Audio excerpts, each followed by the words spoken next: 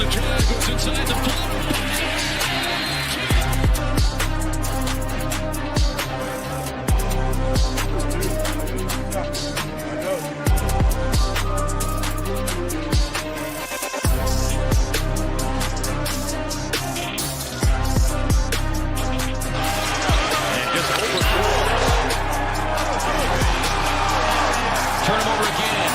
Scoops it up. Booker brings the boom.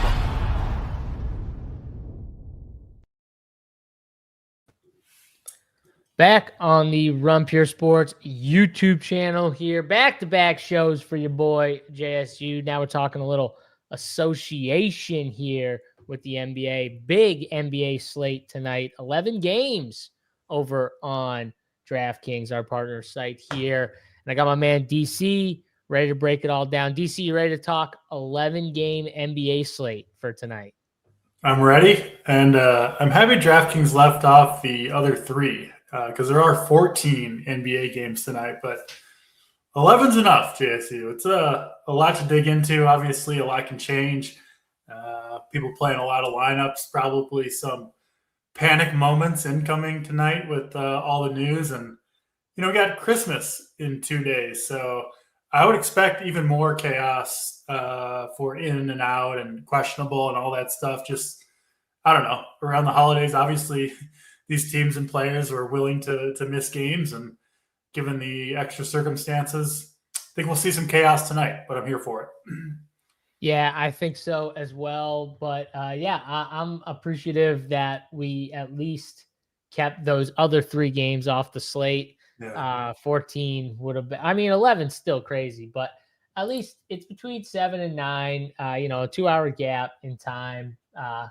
They probably could have just went to the 8 o'clock games, but that's okay. We'll take one big slate. We obviously have Christmas Eve tomorrow, and there's no slate DC because we got the Christmas Day slate the next day with 5 games. So, this is the night where they get all the teams in pretty much, or most of the teams in to play here before they get their little, Christmas break, or most of them, not all. I guess there's, 10 teams playing on Christmas, but a lot of these other teams get their Christmas break, and we get one tomorrow. But we'll be on actually tomorrow. Me and Big T are going to be on at 10 a.m. Eastern time in the morning. We're going to talk NFL and NBA, do a little combo show for the Christmas Day slates. So if you're playing the Christmas Day slates, you're playing football, you're playing NBA, massive contests out for those slates, $1 million to first for NFL, obviously the 3-gamer, and $150K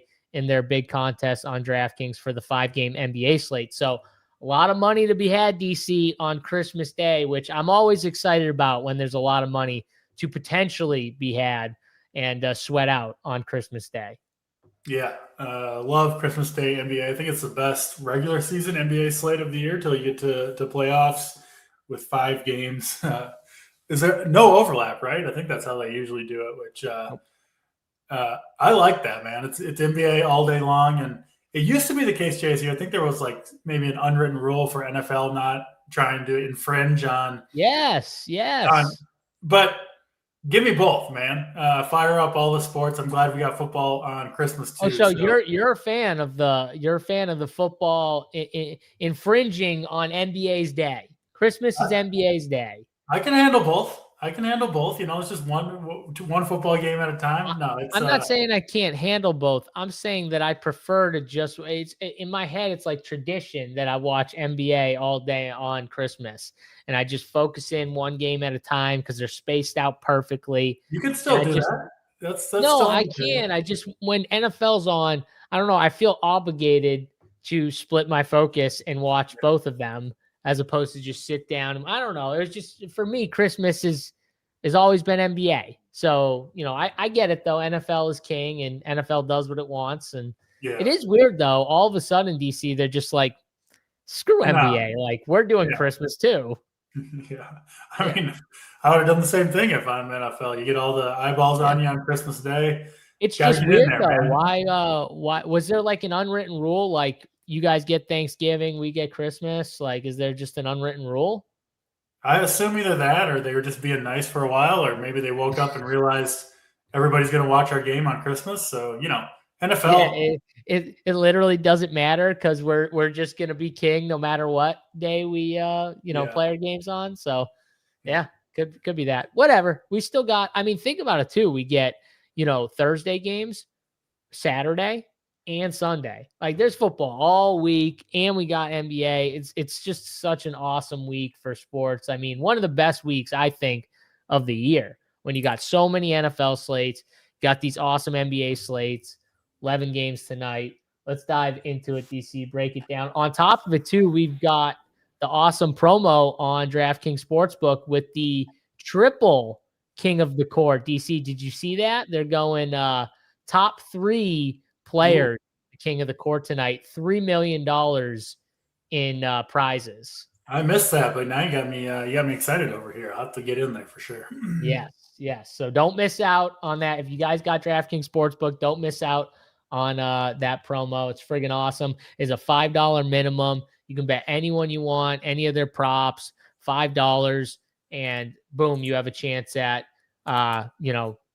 it's bonus bets, winning a prize pool, million split with the top 3 guys tonight. Normally it's just the top player with the PRA, the most PRA, points, rebounds, and assists.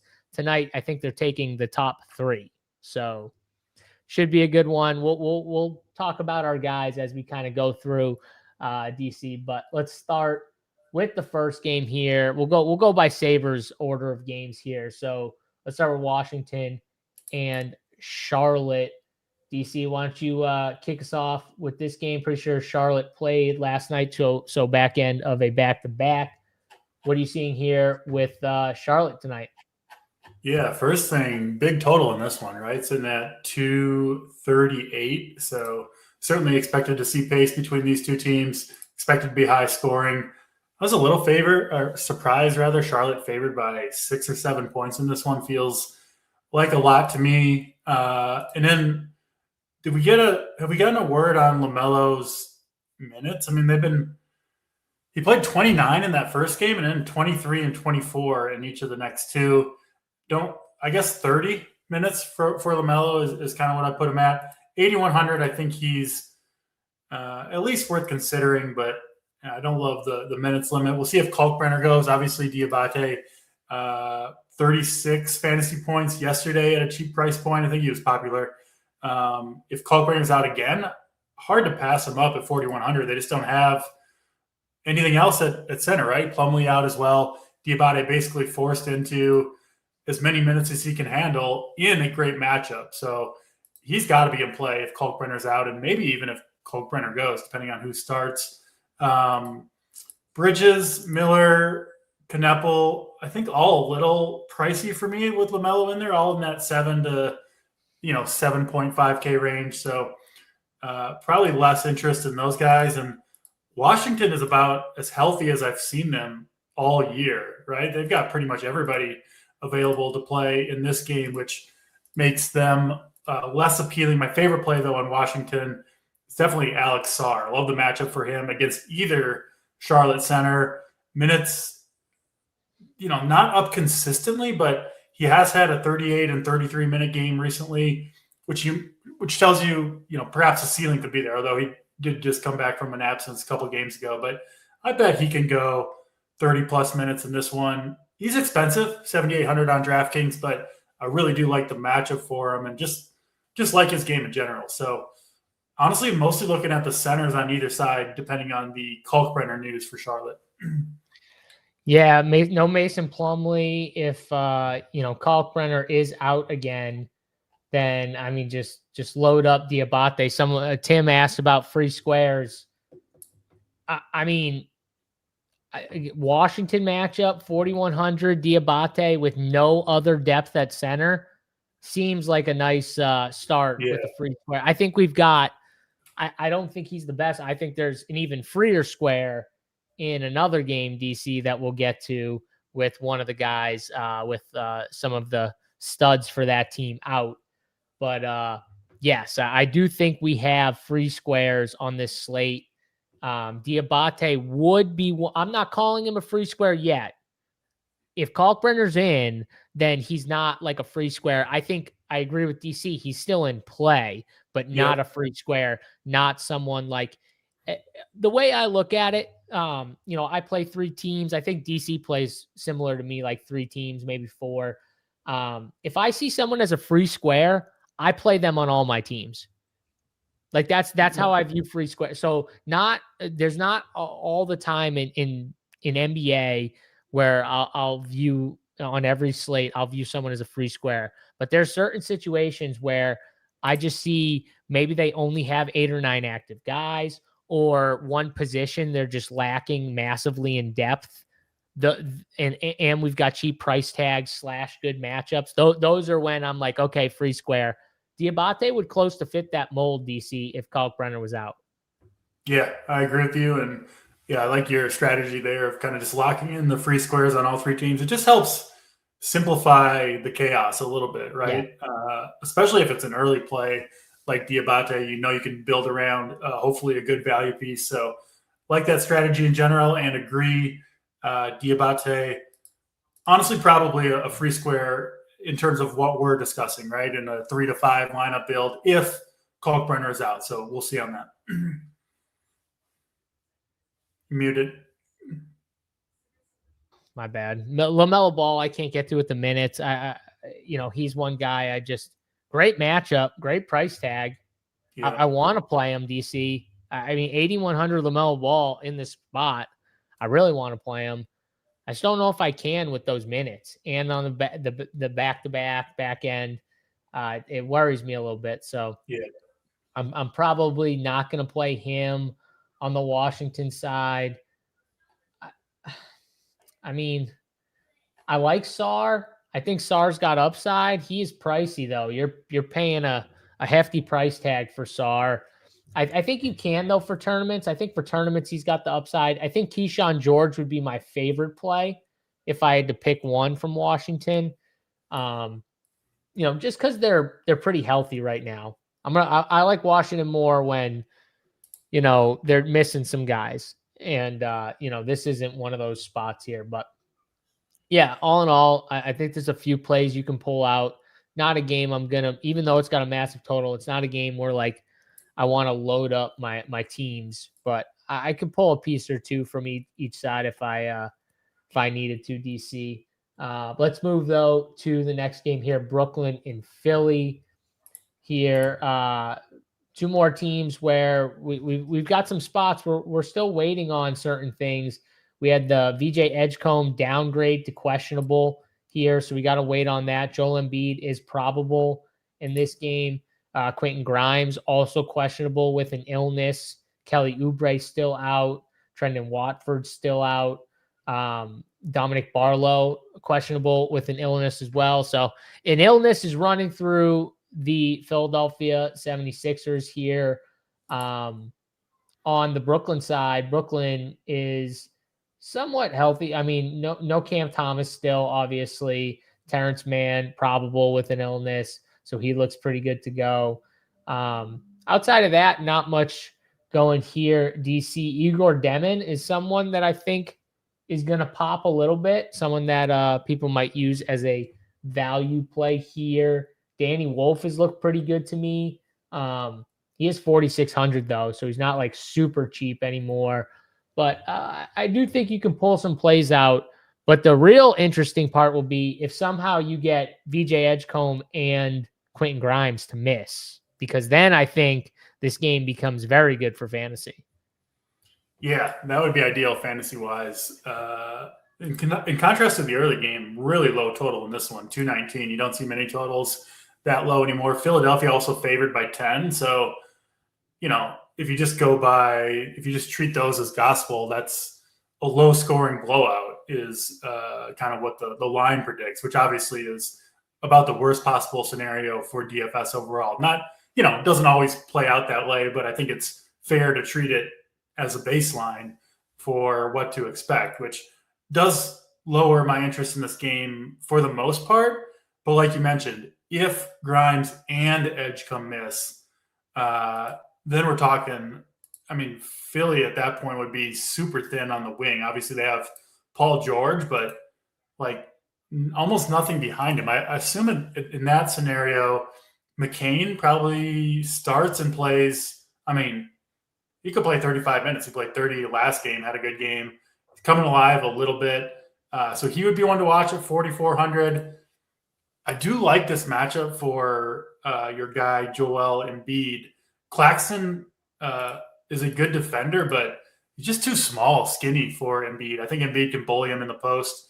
I think Embiid can put up a lot of points here. I don't love paying the 8K for Embiid, but I do like the matchup. So I'll keep him in mind. And then on the Brooklyn side, I don't see a ton here. I mean, you can always play MPJ at 8,700. Not going to argue with that, but I don't think I'll get there myself. And then, yeah, I have been playing some Igor Demon lately. I do like his game. I'm with you there. Just not sure this is the spot for it. Slower pace game. Yeah, it's a bad matchup. And the value plays early, right? You want them to be the quote unquote free square to take a value early in the first couple of games, just because there could be numerous values that open up that are better. And even in the worst case scenario, they don't open up. You can find something, I think, the equivalent of a $4,400 Igor Demon. So probably not going to go to much from Brooklyn. Mostly looking at Embiid on the Philly side, and then obviously watching the situation with the Philly Wings for injury news. Yeah, I mean, this game's going to come down to that news probably, like how much exposure I have. Because if those guys are in, like you said, this game becomes not as interesting, honestly. You got like a lower total, a possible blowout, but also Philly pretty healthy, Brooklyn in a tough spot. It doesn't scream to me as like a spot to focus on. So we need some guys out. Maybe we'll get it. Who knows? It's one game, then they get a day or two off. I forget if Philly's on the slate but either way, like if they're still feeling ill, it makes sense to kind of leave them out against Brooklyn too. So I think they could sit DC, honestly. So we might get the good spot here. So if we do, I could see playing a Joel Embiid. But that'd be the only way. I like your take though on it. Let's move to Chicago and Atlanta. This is a spot where I assume very friendly for a kind of pace up spot, Chicago and Atlanta. Your boy Jalen Johnson, 9,700, back down a little bit. He was in the 10Ks for a while, and now they just dropped him back to 9,700 DC. What is that? What happens when he has one bad game? Wasn't even a bad game. 40 fantasy points against the Spurs, and then he bounces back with another 65 piece against Chicago. So this is actually the exact same matchup that they played 2 games ago, both games in Atlanta, which is a little bit weird. But yeah, maybe the Trae Young minutes boost. Yeah, it was I assume the price decrease was because of the return of Trae Young, but hey. We'll take the price decrease on Jalen Johnson, who I absolutely love in this matchup. 254 total in this one, JSU. I haven't double checked, but I think that's the highest total of the entire season so far. That's got to be up there. If not, it's within a point or two. No Dyson Daniels for Atlanta. Trae Young, have you seen anything on a hard minutes limit? He played 20 the first game, 26 last game against Chicago. Put up 52 fantasy points in 26 minutes, 2 fantasy points per minute from Trae Young in that one. 7 and 9 from 3. So good shooting did carry him a little bit. Yeah. The thing about Jalen Johnson in that last game, he didn't even shoot that well. 12 for 20 and 2 for 6 from 3. Didn't get any stocks either and put up 65 fantasy points. Just an absolute beast. I love Jalen Johnson. I do think he's a top tier spend tonight. Definitely prefer him over Trae Young, even though Young a little bit cheaper. I don't think I'm going to the other Atlanta guys. Could maybe play a Kongwu at 7,400, but he has had 2 big games recently. I just worry a little bit about his upside. You need, 40 plus at that price tag. So mostly Jalen Johnson from the Atlanta side. In Chicago, I don't want to downplay this game because of the massive total and massive pace it's going to play at. But, man, they got everybody back now. So the guard rotate, they've got Giddey, Trey Jones, Kobe White, Dosunmu, Huerter. Buzelis. So pretty loaded at the guard and wing position. And then they got their two centers, Vucevic, Jalen Smith. Vucevic's price tag has come all the way down to 6,300. He's been a monster in 2 of the last 3. That price tag tempts me a little bit, JSU. The problem is he's like the player that benefits least from this pace of anybody. I mean, he's going to be just like stuck behind the play, I think, in a lot of, transition opportunities. So I do love the price tag, but I think he's the one that benefits maybe the least of anybody from the matchup. So honestly, I'm going to have less of this game than I thought I would when I saw that total. Jalen Johnson, at least right now, leading the way for me from this one. Yeah, I mean, yeah, I did a double take too, NYG fan. When I saw that price tag, I definitely was like, what's going on here? I agree with you on the Bulls. Like, I don't really love it since everyone is back. It's still a great matchup in general. It's just they got all their guys back. That Ricochet is someone that I see popping as like a value, but I just can never do it with this dude. He just like stands in the corner, DC, and now with Trae Young back, it's going to be even more of that. Like, just going to stand. He'll probably get open looks if he can hit the open looks, but the minutes are never there either. Like, I want him to play like 35. He just never does. So he's probably someone I won't play, but looks like he's projecting well. I like Jalen Johnson and I like Okongwu. I think Okongwu is one of the guys that gets the biggest bump with Trae Young back. I think it helps him kind of the most, or the center position. So, but him especially, Okongwu. So, yeah, those are the 2 guys that I'm the most interested in. And Trae Young, I would assume his minutes go up, but like you said, he ran really pure in that last game with the shooting and stuff like that. So I'll probably wait another game or 2 on Trae Young, and once he gets fully back up to speed, be on him. But I'm with you, Jalen Johnson, and Jalen Johnson, he's in consideration for King of the Court for sure. He'll be one of my 3. I'll put that in stone right now. He is definitely in consideration for the old King of the Court here. Toronto and Miami next up on the docket here with these teams. What do we got here? Miami's missing Tyler Hero still, Pele Larson, Nikola Jovic. And then this kind of stretch, DC, Khalil Ware. I mean, this dude like randomly will go through these stretches where he just looks dominant. And then he'll just fade away. And Spo will like sit him on the bench for it, and he'll only play like 18 minutes. And I mean, this dude is a monster right now. Like 57 fantasy points, 51, 48 his last 3 games. He's putting up 20-point double-double with 12, 14, 19 rebounds, DC. I mean, he's just dominating down low. And from a fantasy standpoint, 5,900, I don't know, DC. Tell me how I can't just plug him in here again. Like, he's been awesome. It's just really hard to pass up on a $5,900 player who's averaging 52 fantasy points per game in his last 3 outings in a similar situation, right? I think they've had pretty much the same guys in and out for the most part in all 3 games. Tyler Hero, obviously the key guy, missing. He's out still. Also missing Jovic and Pelle Larson, who was a 25 to 30 minute rotation piece for them.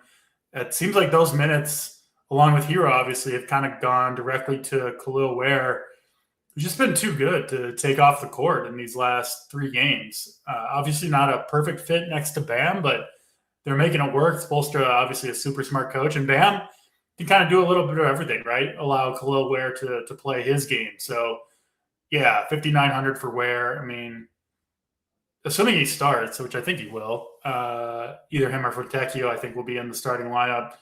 Hard to pass up. So give me Khalil Ware. I do like Adebayo too, but hard to pay $2K more for the guy scoring 20 less fantasy points every night than his teammate Ware at the same position. So yeah, Khalil Ware, I think clearly the guy to target from Miami. Miami's defense right now is ridiculous.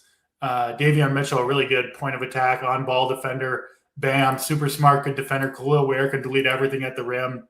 Wiggins and Powell are tough. Haka is a good defender. So I like Miami to control this game. And I don't love a ton on the Toronto side. Brandon Ingram's my favorite of the bunch, but 7,800 and just doesn't have the huge upside because he's kind of scoring dependent, right? So not a lot for Toronto here. And then obviously Khalil Ware, the main piece on Miami I'm looking at.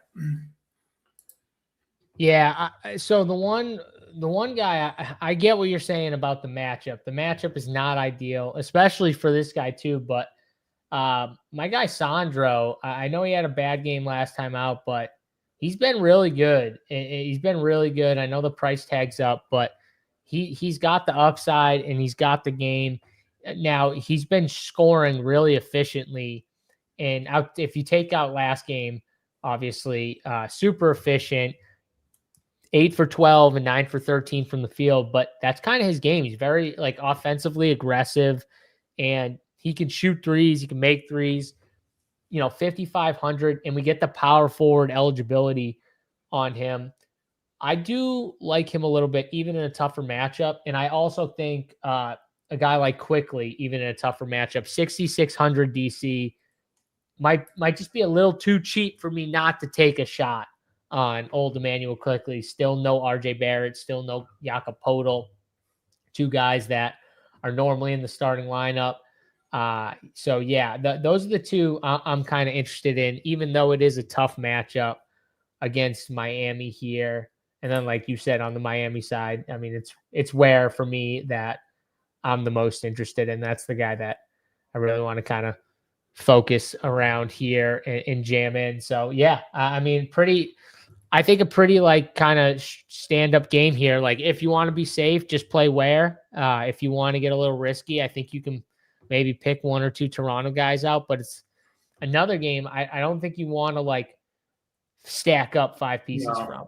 And it's 11 game slate though, so you don't have to do that with any of these games really. But this is just one of those games I don't think you want to be way over on 4 or 5 pieces. I think a couple pieces, move on from it. And let's do that with New Orleans and Cleveland here next up on the slate. And we do got some news, DC, that we have to wait on. Pretty important for this game, right? We got a couple guys questionable, a couple of guards, Darius Garland for the Cleveland Cavaliers and Mr. Jordan Poole for the Pelicans here. And man, I really want to stop with the Jordan Poole stuff. Stop with him. Let's get these young guys in and playing 30 plus minutes a night. I want Fears in there. DC, I think Fears he's the clear guy that gets a bump with no Jordan Poole, right? He's got to be one of the guys that gets a bump. My guy Derek Queen's been playing really well. I like him. Again, I mean, his game is just so suited for fantasy too, by the way. He's such a good fantasy player. And Zion off the bench, honestly, DC, Zion off the bench has been crushing. I mean, 29 and 24 points in his last 2 games, 23 and 25 minutes. And I think that sticks. It does suck because when he's out there, he is taking a lot of shots and rebounding and stuff. But the minutes are still kind of low enough where you don't need them. The other thing we have to keep in mind is no Herb Jones. So he's hurt again. This guy he can never stay healthy. He's a really good basketball player, in my opinion, who just cannot stay healthy. Yeah. Obviously no Mobley for Cleveland changes things. Lonzo Ball also out here for Cleveland. So we'll see on Garland. If he misses JSU, I mean, Cleveland gets really thin then at the guards positions if Garland's out. I think it'd be hard not to play Mitchell if Garland sits. Another monster total in this one, sitting at 248, Cleveland favored by 9. So, they're expected to put up almost 230 points as kind of a baseline here. So yeah, obviously watching the Garland news. If he's out, I'm going to play a lot of Mitchell. I mean, who else on Cleveland are you playing in that scenario? You could play Jared Allen. I'm a kind of seems like his explosion is not what it used to be. I'm just not sure he has the level of upside. He's been kind of a chalk play the last couple games without Mobley, and he's been fine, but I don't know. Price is up a little bit as well, 6,900. I think that's too high for me. And then, Jalen Tyson's been really good, but 6,700, I think that's too much for him as well. So mostly looking at Mitchell on the Cleveland side, and obviously like him a lot more if Garland does miss. Pelican side, yeah, Zion's been good off the bench. 7,500 for 25 minutes, though. I just don't know if I can pull the trigger there. I think Derek Queen might be the best play on New Orleans. I know he's expensive too, 6,900, but he's just an absolute beast. And I think he benefits a lot from no Mobley on the court for Cleveland. And also, he's the guy that benefits from pace here, right? I think he can get up and down the court fine in this game. Cleveland likes to push it. So I do like Derek Queen. And then if Poole misses, and by the way, JC, let's get Poole not only off the Pelicans, let's get him out of the league. I'm tired of Jordan Poole. Send him. Get him out. I'm with you.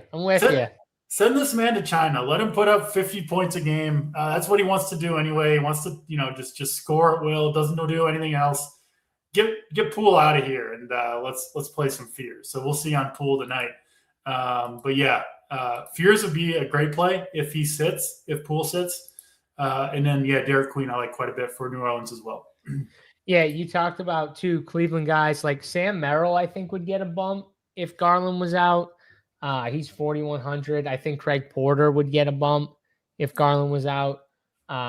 So both two guys, I'm probably not going to play as of now, but like if we get that news that Garland's out, of course, Donovan Mitchell, I agree with you 100%, becomes one of the best spend ups. But those two guys become in play for me at that point. Yeah, Poole can go back to the Warriors. I don't like the Warriors anyway. You can go play with Sniffles Curry. That's fine. You can send him to Golden State. I'll allow it. Is Draymond going to be gone? Yeah, he's got to wait for Draymond to retire. So maybe a year or two, and then Poole can go back. Jordan Poole can't break the all-time plus-minus record. Then yes, send him to China. All right, send him to China. He's dead. He's done. Yeah. He's done for sure. He's definitely not breaking the all-time plus. Anyway, go ahead. Yeah, I know what you were talking about. One other guy too. Don't forget, if you get the Jordan Poole news, another guy that does benefit is Jose Alvarado. We like Fears. I'm a big Fears guy. He gets the biggest bump, but Jose Alvarado will just find his way into fantasy points, and he's 4K. So, I think we have a lot of potential on this slate for value and good value and stuff like that. But we still got to wait on this news, see who's in, who's out here. If Poole's in, it kind of hurts everybody. It makes me not as excited about anyone outside of maybe my boy Derek Queen. But, we got to wait and see what happens with some of these guys in and out. My guy, Lion, Merry Christmas. Merry Christmas to everybody. Hopefully you guys have a good holiday. Pumped, ready to roll for the Christmas slates. Can't wait for that. Let's go to Milwaukee and Indiana here on the next one. DC, Indiana, another team that played, I think they played last night here, going again. TJ McConnell was out. Now he's got questionable tag for tonight. DC, I do think that's someone like off the bench that's a pretty big questionable tag here. So what are we doing with the TJ news? Obviously in and out. And then, Milwaukee, outside of Giannis, they're healthy. Yeah, Milwaukee's kind of had the Kevin Porter Jr. take over. He's been really, really good since inserting the lineup. I think pretty much all those games without Giannis. 8,700 is a lot to pay, and just kind of a average matchup. This game, you see Indiana and you think pace, but 218 total in this one, so another very low total here. Not going crazy with this game. I do think you can play Kevin Porter Jr. just which has been so good, so much usage. But obviously a lot of good plays up in that range. So I don't know if I'll actually get there myself. And then, yeah, you mentioned the Indiana news. McConnell, not that I was going to play him, I don't think, at 4,500, just not enough minutes for me. And I don't think this matchup, kind of a more half-court game, really fits his style. But if he does miss, it certainly boosts some guys on Indiana. I think most notably, Andrew Nemhard really becomes, a must out on the court. His minutes can kind of dip sometimes, but I think they'll need him out there for 35 plus if McConnell does sit. So watching that McConnell news, could also go to a Mathurin or Siakam if he sits, but really low total here. And I'm just not expecting a great fantasy game overall. So I probably won't end up with too much from this one. Yeah, I think I'm with you right now. If TJ's out, I think I could play a Nemhard or a Mathurin as a last piece. Probably Nemhard. He's just been better, but I want to wait and see, what happens with that. But I agree with you. It's not a game that, on 11 games, you got to be lower on some games where you're just like, I'm out. I think this is one of those games that, based off that news, I might just be out on and move on. If I were to play someone, though, it would be Andrew Nemhard. And these Milwaukee guys, Kevin Porter's really, really good, DC. It's just, do I want to play 8,700 for him? Like, I don't know if I can pay 8,700, but he's been really good. His floor feels a lot lower than most guys in that price range, which doesn't matter that much. I mean, even a mediocre game can really hurt. What about like Bobby Portis? He's been better recently. Like, can we play a Bobby Portis? Yeah, you can go ahead and make the case for Bobby Portis. I don't think I'm playing Bobby Portis. At 5,900, he's starting to show a little life. The minutes, I do like seeing 39 minutes his last two games. I missed that he was playing so many minutes. So I guess maybe. Yeah, it's just more like in the beginning of the year, it felt like they were being like careful with him. He kind of felt like, I don't know, he was just not really there. Maybe his legs weren't under him. Who knows? Maybe he wasn't in good enough shape. I have no idea, but he just didn't seem like normal Bobby Portis. And now all of a sudden he's starting to like get more minutes and he's been a lot better here. So yeah, I think I could play Bobby Portis. So maybe I'll take that back. Maybe Bobby would be my my favorite play in this game. You're riding with the 30% owned Bobby Portis on an 11-game slate, JSU? I don't know if he's gonna make it into my 2 or 3 builds, but I'm gonna keep him in play here. That's for sure. If he's playing 39 minutes, I'm gonna look back at that. I mean, DC, that's a ton of minutes. Like that's a ton of minutes for Bobby Portis. It doesn't necessarily mean he'll play that many this game, but I hear you. I hear you. It's a good point. It's not locked down that he'll play that many minutes, but I did just want to bring him up because that is a lot. All right, let's go to Denver and Dallas here. Jokic still doing his thing. DC, another, what do you have? 63 last night, triple-double. Honestly, 29 minutes. Yeah, and the blowout. Yeah, not like that great of a game, as crazy as that sounds for Jokic, but he only shot the ball 7 times, DC. So that's about as good of a game as you can ask for from a guy when they shoot the ball 7 times. That has to be a record for fantasy points on 7 or fewer field goal attempts. It absolutely has to be.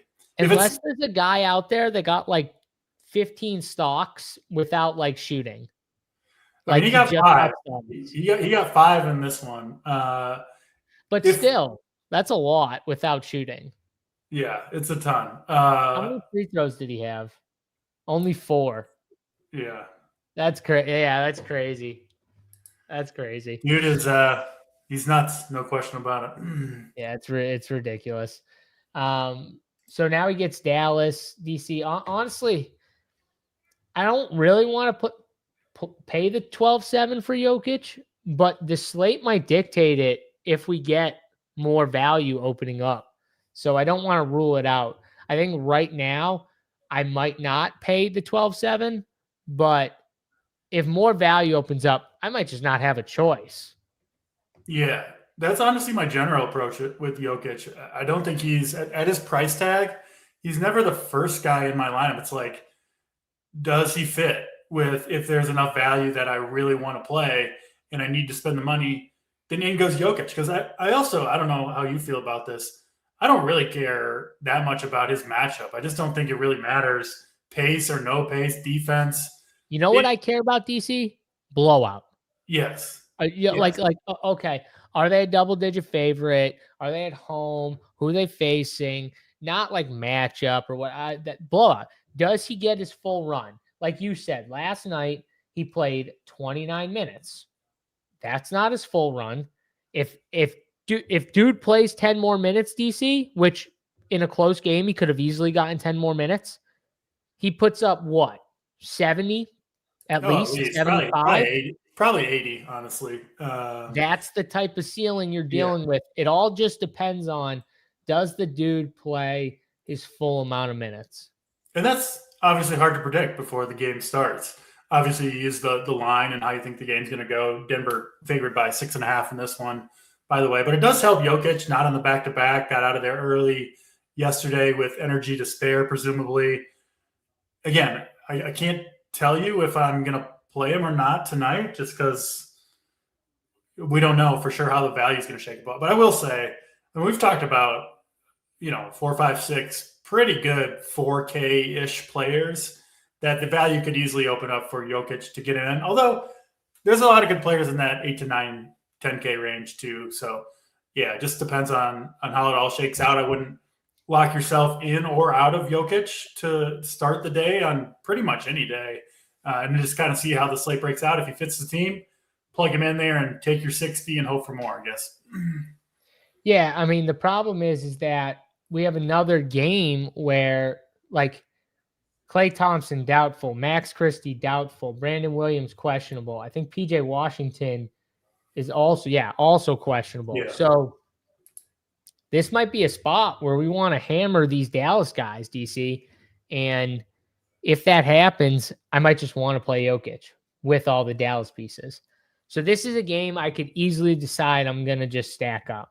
Go heavy on the Dallas side, bring it back with Jokic.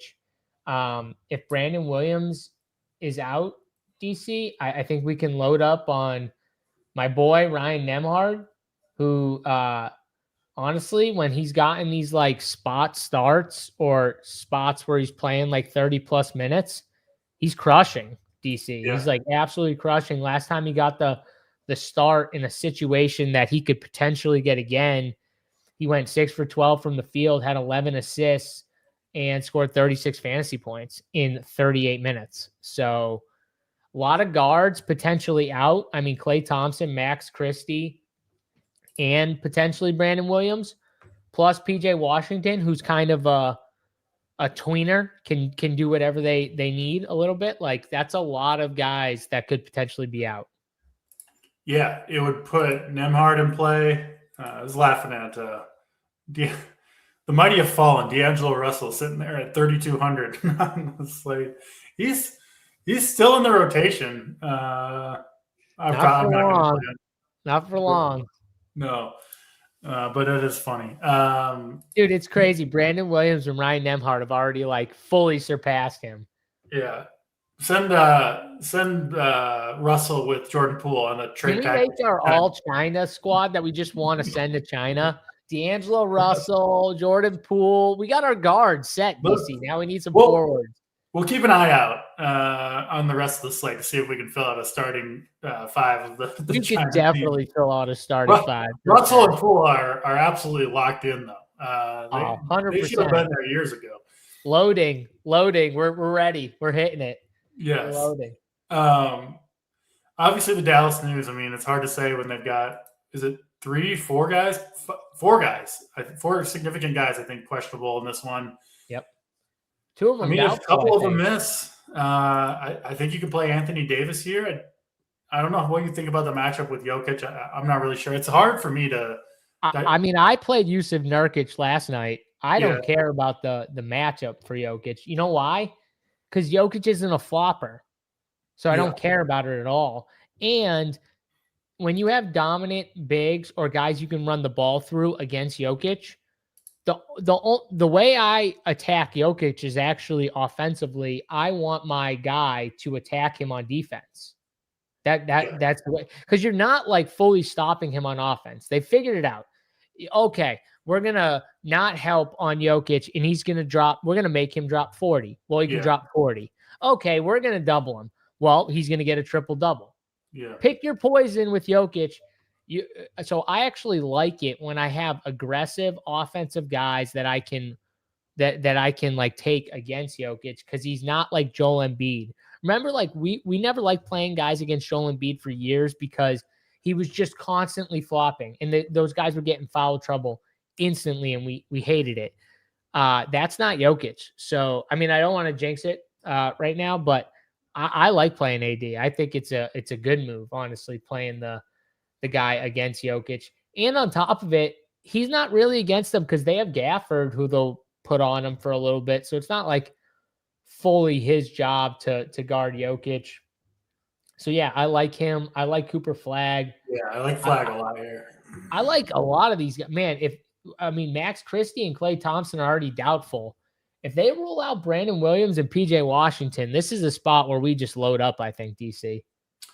I'm with you. And then you just got the easy play of Jokic on the other side. You don't need to go beyond that. So it does kind of set up perfectly. And you know Jokic is going to get there in a close game if he gets all his minutes. So I do think you could play Jamal Murray, Cameron Johnson, 4,900. The price has come down even further. They're still missing some guys, Aaron Gordon specifically.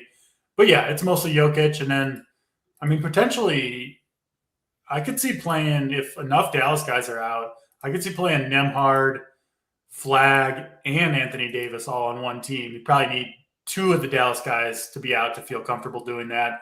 Run it back with Jokic, and you got a really nice game stack. I'm 100% doing that on one of my teams if I get this news, or at least like Najee, like three of those four, I could play on one team and then run it back with Jokic. I'm 100% doing that. For sure. Love that stack. So hopefully we get this news. Like I said, already Christie and Klay are doubtful. So, it's looking like they're already out, and, it's just a matter of if PJ or Brandon Williams sits. So we'll see on that. Let's get to, I think it's got to be one of the freer squares on the slate, DC. The New York Knicks and the Minnesota Timberwolves. Mr. Tyler Kolak against your Minnesota Timberwolves, DC. I know you hate to hear it, but the dude is a baller, and we get no Jalen Brunson, no OG Anunoby, Miles McBride still out, Landry Shamet, who's a fill-in for the fill-in, also still out, Yabusele out. A lot of guys out here. I mean, how am I not playing Mr. Tyler Kolak at 3,800? Can you make a case to fade him? I actually thought you were going to go a different direction with the free square. I thought you were going to say Towns with the stars out. So nope. I think he's close to a free square. Well, but yeah. I look at free squares, DC. Studs, I never look at as free squares. Agreed. So even though, what's the $8,500 tag, by the way? Like that's way too cheap. I don't even understand that. It's way too cheap. Even me, I'm a Towns hater, and I 8,500 is ridiculous. But I never look at those guys and say free square, because you just never know what can happen in a game in terms of blowout, all that stuff. Like Tyler Kolak, no matter what, he's going to get enough run at 3,800, regardless of how this game goes, where he can easily get there, and not only get there, but crush. No matter how this game goes at that price tag. Towns, I think he crushes, but there's a way this game goes where 8,500, he might not. Yeah. A lot to talk about in this one for sure. Obviously with Brunson and OG out, McBride out. The Kolak, yeah, I'm with you there. 3,800. Do we have confirmation he's going to start? I haven't seen it if it's out there. It's not confirmed, but I don't even care. I don't even care if he start. I don't care if they start him, they don't start. I don't care. I'm playing him. Fair. Fair. I'll join you on the Kolek train. He's at almost a 1 fantasy point per minute on the season, and that's obviously with playing mostly with those guys in. And I also think he's going to close I'm a little worried about the Knicks getting blown out here with so shorthanded on the road. Doesn't feel like a great spot for them, but I think Kolek's playing 30 minutes regardless, and I bet he's out there even in the event of a blowout because you got to have a point guard, and he's the only one they got left, right? So, Kolek 3,800. Let's go ahead and lock him in. We'll talk about Towns in a second here. What about Jordan Clarkson? I assume he'll come off the bench, but 4,600. He's a kind of I like to call him like a microwave bench scorer where he can get hot, put up fantasy points in a hurry. I think they're going to need his shot creation out there because they're missing it. I mean, Hart, Bridges, those guys can do it a little bit, but I think they're really lacking at the guard position. So I don't mind playing Kolek and Clarkson together. I think Clarkson, if he plays well, if the shot's falling, he could play 30-plus minutes in this one and put up, 35, 40 fantasy points. I think is doable. Not his projection, but doable at 4,600. Let's get to Towns. Return to Minnesota here. Towns is like a super emotional player. So I think the default expectation is to kind of give him a bump going back to Minnesota here.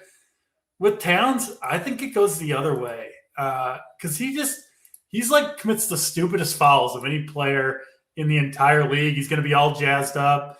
All the pressure on him playing without Brunson and OG Anunoby, a Wolves defense playing at home that's going to be focused entirely, essentially, on Cat. So I'm fading Cat. I'm fading your favorite player tonight, JSU. No Cat for me. I'm going a different direction. Big balls over here. Yeah, fading no Cat. No Cat for me. I'll leave him to you. All right. Enjoy your stupid 2 fouls in the first 4 minutes of this game and Cat ride the punt. Funny, DC. He's only projecting right now on Sabre for 15%.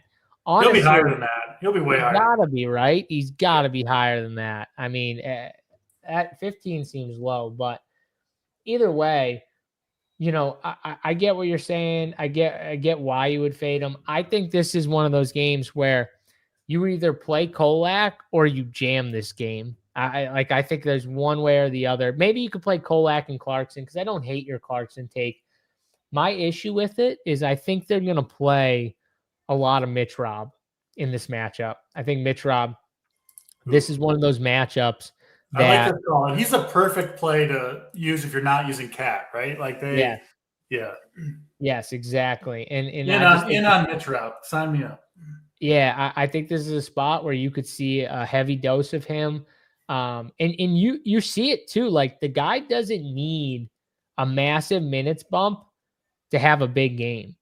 And I do love that. And so like if he gets, just because of this matchup, if he gets any additional minutes, DC, that's just gravy right there. But in a spot where you have no OG, no Brunson, why not? Why not give Mitch Rob in this spot a little extra run with no OG and no Brunson here? I mean, OG's like the guy that they can put on anyone, right? So losing him kind of, I think, really affects Mitch Rob even more because of that. Because we've seen them put OG on every position on the board. Like we've seen them, do that in spots. And I know it's different coaching staff and everything, but still OG's one of those guys. So yeah, I think Mitch Rob's interesting for tournaments. He's not going to be owned. I think Josh Hart for tournaments, if you're not playing Cat, is another guy, triple-double threat. No Jaden McDaniels on the other side for Minnesota. So not only, I think, can you play these Knicks, but how about Anthony Edwards?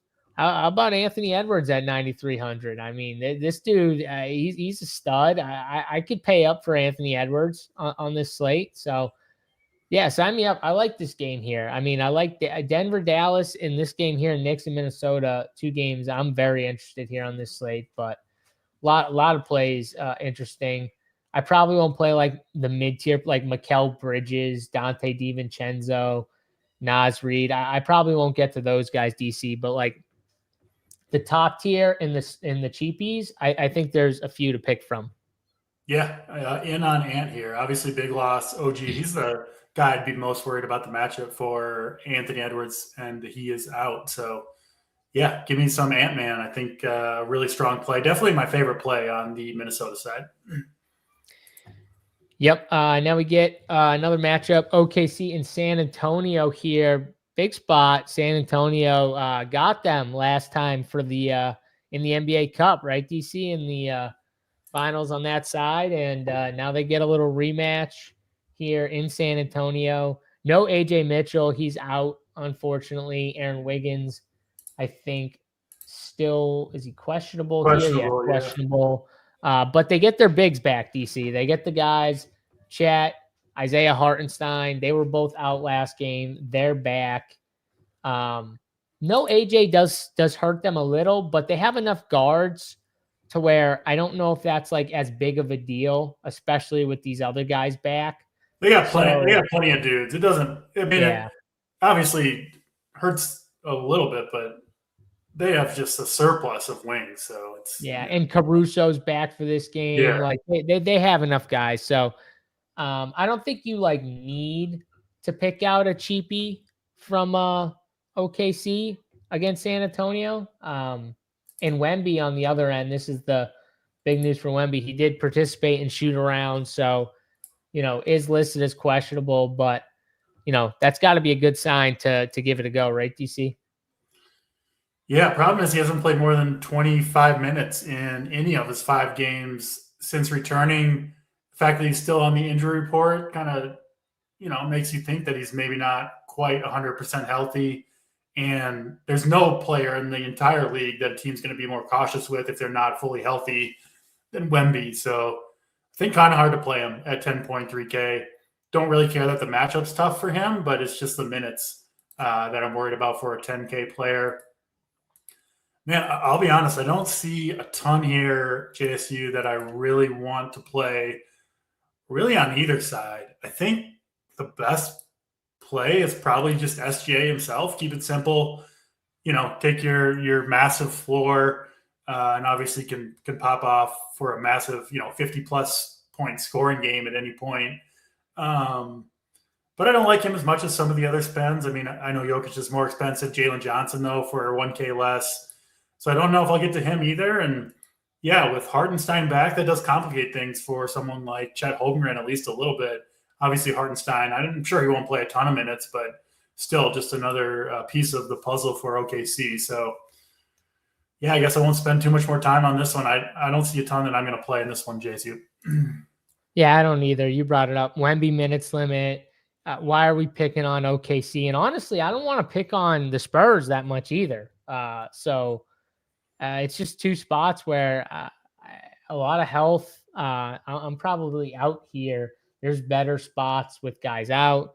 OKC wants blood. DC, honestly, I could see blowout here. I could see big OKC spot. They clearly rested guys yesterday to get ready for this game and won easily anyway. Yes, OKC, they're going to be dialed in, and that's not a team you want to play players against a dialed in OKC team. So, yeah. I agree. 2 games left, guys. Don't forget, smash the like button on the video. Subscribe to our YouTube channel, runpuresports.com. All your DFS and sports betting needs, we got you covered. All sports, one price. Check it out. Our runpuresports.com here. It's holiday season. Get in now on the winners, DFS. We got you covered. College football, college basketball, NFL, NBA, League of Legends, you name it. It's on DraftKings. We cover it. Get in now.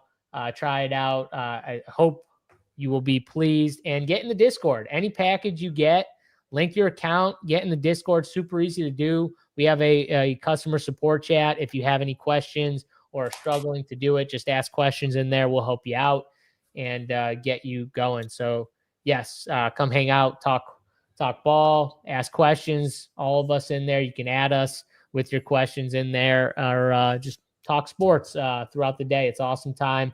Great people in there. All right, 2 more games left to go. Memphis and Utah. In DC, got a few guys out in this game here. So another game, another spot where we're going to get some good plays. No Lauri Markkanen for Utah. No Yusuf Nurkic here. And on the Memphis side, no Vince Williams, no Edey, no Morant. I think Cedric Coward is also questionable here. Mm-hmm. Yeah, questionable. Another guy who's playing decent run. So DC, another spot where we got a lot of guys out already, and potentially maybe one more. There's plays in this game, man. I keep talking about this Cam Spencer kid. He just looks really good to me. I like his game. 6,300. I think Cedric Coward out would only help him. And no Nurkic. It's got to help my boy Filipowski here. I know he's 6K, but power forward and center eligible.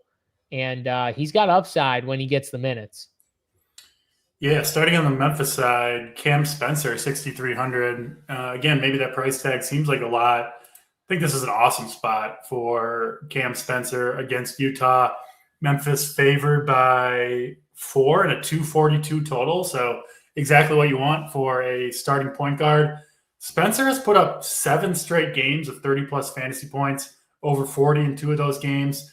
Even last night, they kind of got blown out by OKC. Still played 35 minutes and put up 34 fantasy points in an absolutely brutal matchup. Now he gets a fantastic matchup. One of the very best for point guards in the entire league.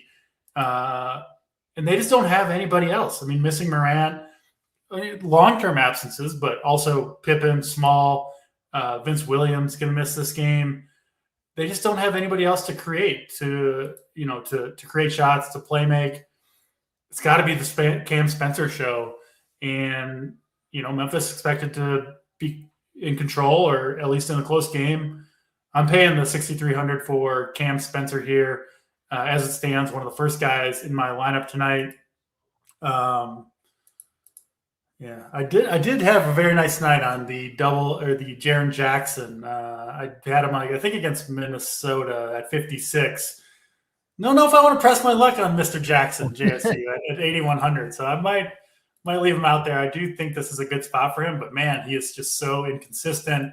He did show recently, though, in that game and the previous one, that the ceiling at least is still there. So I consider him. I think Coward, if he goes, is an okay play at 6,300, but Spencer, to me at least, clearly the best play on the Memphis side, and someone I'm definitely planning to have, probably, frankly, in all my lineups, depending on some of the news breaks. Utah, your guy Filipowski, back-to-back duds. Don't know what's up with that, JSU. Must be hurting over there. But, yeah, you could play Filipowski, 6K. Yeah, we'll see. I think the Utah side is less interesting. I think Keontae George may be the guy to go to here, even at a high price tag, 8,300. I like Sensabaugh too. Not sure your opinion on him. Played him last night, 25 fantasy points off the bench. Nobody plays him ever. But he's a guy who can get hot, and this is a good game environment for it. But I think Cam Spencer, the best play in this game, and frankly, one of the best plays on the entire slate. Yeah, I don't mind Sensabaugh. I like Cam Spencer. Another guy, Kevin Love. The problem with Kevin Love is he's only center eligible, and there's a lot of good centers on this slate. But Kevin Love still in the NBA, man. Dude, Kevin Love in these spots where he's getting minutes. Look at what he's doing with the minutes. It's actually kind of insane. It looks like he's like 57 years old in his DraftKings picture. It's crazy. The problem is DC, like his game is like an old man's game that he can still like do it at a high level because it doesn't take a crazy amount of athleticism and stuff like that. And that was kind of always his game, right? Like it wasn't reliant upon super athleticism. He always had like the touch and the stroke and like he could do a bunch of things, but it kind of makes sense. Like even him older, yeah, he's older. He looks like he's 50 something, but like the game still somewhat translates. He could still do it And he just can't do it every day is what this shows you, right? Like he can't do 16 and 16 nightly. Like he doesn't have that. You get yeah, but he can do it once in a while. So I could maybe it's just the cheap guys. My only issue with him is just the center only eligibility. But if you're like 150 in, I'd keep these Jazz in the chamber here. I think these guys are decent plays. Even like Isaiah Collier has shown upside. Like a couple of these Jazz probably get there at these price tags. No marketing, some more usage to go around. So yeah, I don't mind Jazz. And then, by the way, JSU, I think Jaren Jackson's joining Poole and D'Angelo Russell. he was just coming on too recently. He was just coming on after a few good games. He needs to go clown on some people in China. He doesn't have to worry about fouls over there. His foul the funny part is, I think him or Santi could crush in this matchup. I know. Yeah, me too. The matchup is the best for Cam Spencer, though. That's why I want to guard against it. I do think Jaren Jackson or Santi could probably crush here, but we'll maybe see. Jackson can give a 60 on his way out of the country. There you go. I'm fine with that. I don't like Jackson's game anyway, so I don't really like watching him or anything like that. So I'm cool with him leaving. So we can put him on the All China team here. Let's move to the final game on the slate here. Lakers and Phoenix, DC. Big news in this one. Luka Doncic out for the LA Lakers here, and Austin Reeves back after, what was he gone, like almost 2 weeks, 12 days, something like that. He is back in the lineup, 8,900.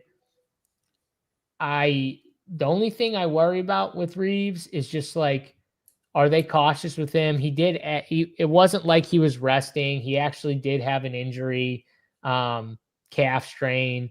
And you got to be careful with those. We've seen the calf strains go into bigger things. So that's my only worry, DC, is like, how cautious are they with someone like, Austin Reeves, his first game back here. But my guy LeBron, I mean, if they're cautious with Reeves, like that has to help LeBron, right? LeBron's your guy now, and this is a new development. LeBron is definitely not my guy, but he can be my guy if he drops a 60 burger and helps me win. China team needs a captain. Maybe LeBron can. Yes, I'm cool with this too. Let him go there now. You know what? I filled the team out. LeBron and Bronny. Boom. Yeah, there we go. Done. We did it. LeBron. Dylan Brooks can be the sixth man too. We could throw Dylan Brooks in as the sixth man of the team. I love, yeah. Well, Bronny's starting though. Bronny's starting in China, so it's Bronny starts in China. Dylan Brooks comes off the bench as the enforcer and comes in for LeBron, so they don't have to play with each other. But that would actually be hilarious if Dylan Brooks and LeBron ended up as teammates. Be great. Right.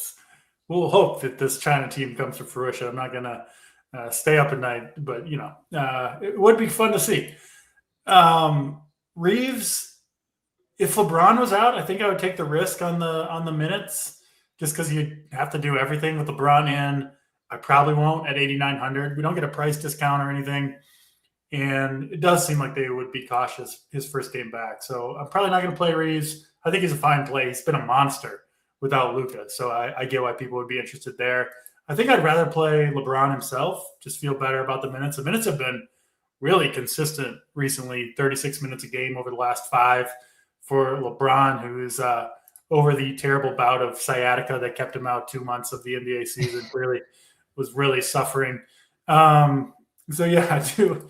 I like LeBron. He's my favorite play on the Lakers. Don't see a lot else. I think Reeves would be the other guy. I don't think I'm going to the value pieces there. And then Phoenix, I think it's Devin Booker. Big game last time out. No defense at all from this Lakers team. Phoenix favorite at home. Feels like a strong Booker spot to me. So he's my favorite direction to go with the Sun side of it. My issue with Devin Booker is I feel like his floor is like way lower than I want it to be for 8,800 too. Yeah. He's so scoring dependent. Not that he can't in this matchup. He can definitely get it done in this matchup, but that's just my one thing with Devin Booker that drives me nuts. But either way, yeah, I'm going back and forth on the Reeves LeBron thing because like they're projected like the exact same. And we all know like if it's Luka out and Austin Reeves like fully healthy, Austin Reeves is better. Like LeBron's probably like Austin Reeves probably has a better chance to actually hit like 60 plus than LeBron, but LeBron might have a better chance of getting a 50 if that's I agree. I makes agree sense. with you. Yep. So yeah, that's my only problem is like, do I go with the higher upside or do I go with like the safety? And I feel like when I'm spending up, I always want to lean the guy with a little higher upside. Not that LeBron can't get 60, but I also am very biased. So yeah, someone said Jake LaRavia in the chat. DC Jake LaRavia 4,600. Can you play Jake LaRavia off of a really good game? 12, 11, and 6. Shot 5 of 11 from the field. 37 minutes in that last game. I wouldn't be betting on the back-to-back career games from Jake LaRavia, so I'll leave that for you. I think Reeves is going to hurt. Yeah. No LaRavia for me. But yeah, I mean, if you wanted to like keep him in the pool, I'm with DC. I don't think I'm going to play in own Jake LaRavia, but yeah, he's going to be owned. Yeah, definitely not playing LaRavia. No, yeah, Saber has him at like 14% right now. So he's fine, but he's not someone I like to play when they're going to get the ownership that he looks like he's going to get. I'll allow him to stay in the USA, not shipping him to China, but I'm not playing him tonight. Oh, he could stay in the USA, bro. We can leave Jake LaRavia in. Yeah, he gets to stay. He's a solid whitey. He's a solid whitey. So we can leave him in there. Probably votes with you. Oh, kidding me? Definitely. He's not like Austin Reeves though, but he's a couple tiers below that. But we can leave him there. We need a few of those guys. You know what I mean? Just come in off the bench. Give a few minutes. We need a few of them. All right, let's go to plays of the day, DC. Let's do anti-play, and then we'll do plays of the day here. And check out that King of the Court on DraftKings here. King of the Court promo. They're doing a 3 milli top 3 points, rebounds, and assist leaders on the slate. So if one of your 3 hits, you will be splitting that $3 million prize pool. Pretty awesome promo, DC. You'll split it up in bonus bets if you get a top 3 points, rebounds, and assist leader. And I think it's even more a case to go off the board because now Jokic can get 1 and you can still win with 2 or 3. Yeah. You want all these plays at once? I'll give them to you. No, let's do the anti-play first. All right, this one's easy. Karl Anthony Towns, not making my lineups. Gonna choke in Minnesota. Karl Anthony Towns, the anti-play of the day. This one's easy for me too. Zachary Ricochet, 25%. Zachary Ricochet. What are we doing here? Yeah, that one's definitely easy. All right, play of the day, DC. Who's the top guy? The first guy you're plugging in your teams. We'll go DFS play of the day and one of my 3 King of the Court entries, Mr. Jalen Johnson for the Cavs. Jalen Johnson. I mean, there was like literally there was like a 99% chance you're going to give Jalen Johnson. Yeah, you got to stay on brand, JSU. Come on. Yeah, I just knew it too. It's such a good play. I mean, such a good play. I'll go with Khalil Ware as my play of the day here. It's got him at 15% right now, 5,900. Give me all the Khalil Ware. All right, DC, King of the Court. Who's a guy that you can go with here, or maybe give 2. I don't know. Maybe give 2. Maybe give like your favorite obvious guy, and then give like a off the board guy that we could think about. All right, so I got Jalen Johnson as one of my 3. I assume he counts as an obvious selection. Yes. Yeah. Number 2, I'll go with another semi-obvious one. Love the spot for Donovan Mitchell, obviously, especially if Garland sits. And then off the board, let's go to one of the most exciting whites on the slate, Mr. Cam Spencer. Oh, Come on that's down. off the Thumbs away board. from me. That's what I'm talking about, Yeah. DC. Now we're fucking rolling here. Yeah. Love that. Cam Okay. Spencer. You know what? I don't need the $6 from Nikola Jokic anyway, so I'll go with Spencer instead. Yeah, we don't need that. We don't need that $6. That bullshit. Who do I want to give? I should say I'm thinking about saying cat just for you. I mean, DC's do it. One of us has to be right. That's a good point. Actually, one of us would be white. You got to hedge it on the show. That's perfect. So I'm actually going to do something I like doing for this. Is I'm going to probably end up holding off on making my bet until after these 7:00 games, because I think you get some edge with some of the people that just bet it early, and then we get some of this late news that hits DC. And I'm looking at the Dallas game specifically. And if we get all those guys out, I think a really sneaky play is Cooper Flag. Cooper Flag, if all those guys are out, I really like the Cooper Flag bet here for the king of the court. He's playing a ton of minutes right now. He's playing like 40 minutes a night. I mean, he's young. He can do all that shit anyways. And now you get a bunch of guys ruled. If you get all these guys ruled out, I won't do it if they're in. If PJ Washington's in, I won't do it probably. But if PJ's out, I do think he's interesting. I think you could also go to the guy next to him, Anthony Davis, if you wanted to as well. And then if I had to give like a super off the wall play, I do think you could just go. Who was the cheap guy that I had? Keontae George. It's not super off the wall, I guess, but it's off the wall from the standpoint that I don't think people are going to be betting Utah Jazz king of the court. Nobody's taking Keontae George. I like that call. Yeah. So Keontae George, I guess it's not super off the wall, but either way, I like it. It's going to be different. So those are the plays of the day, king of the courts, the anti-plays. I think we gave these DC's Jalen Johnson, favorite cheapie, Tyler Kolak. Boom.